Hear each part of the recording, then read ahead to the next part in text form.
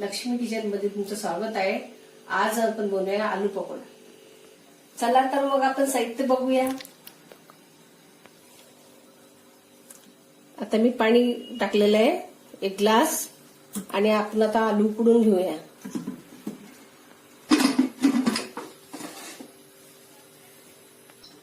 आता आपले आलू उकडलेले आहेत।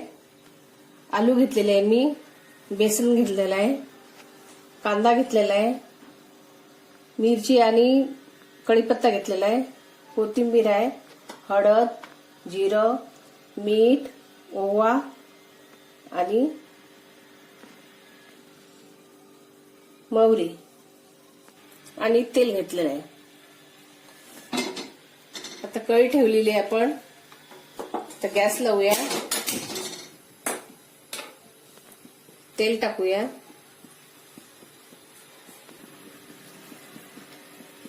छान आलू कुस्करून घेऊया आपण। आता आपल्याला आलूची चटणी करायची आहे। अर्धा चम्मच आपल्याला मोहरी टाकायची आहे, अर्धा चम्मच जिरे टाकायचं आहे, कांदा टाकायचा आहे, मिरची आणि कढीपत्ता टाकलेला आहे। छान आपल्याला भुजूया।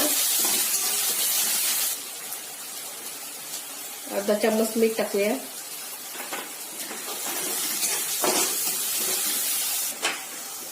आपला कांदा झालेला आहे। आपण थोडीशी हळद टाकूया,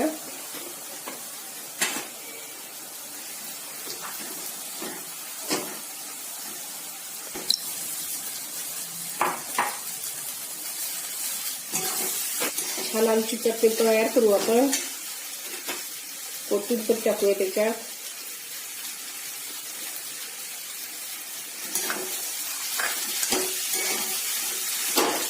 चटणी झालेली आहे आपली। आता आपण हे बेसन भिजवून घेऊया।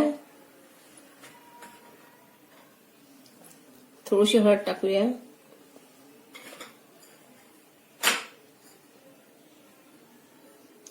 थोडं जिरं टाकूया, थोडा ओवा टाकूया, थोडंसं मीठ टाकूया आणि कोथिंबीर टाकूया।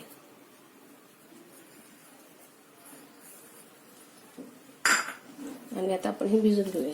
जास्त पातळ नाही करायचं आपल्याला, भज्यासारखंच भिजवायचं आपल्याला। आता आपण कढई ठेवलेली आहे, आपण गॅस लावूया। आता मी तेल गरम करायला ठेवलेलं आहे। आता मी ब्रेड घेतलेले आहे, त्याला छान आलूची चटणी लावूया।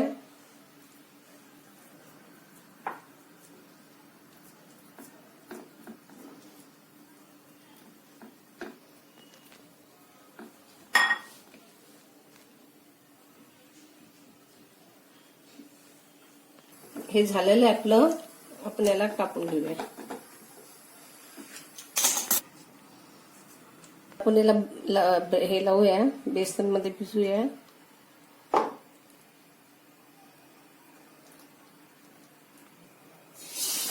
माझ्या नाताला खूप आवडतात, म्हणून आज त्यांच्यासाठी स्पेशल डिश आज बनवलेली आहे मी, वडा।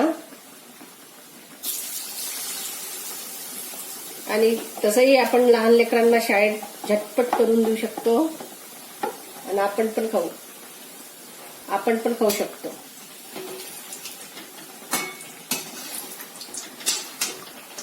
छान याला लालसर होऊ द्यायचं आपण।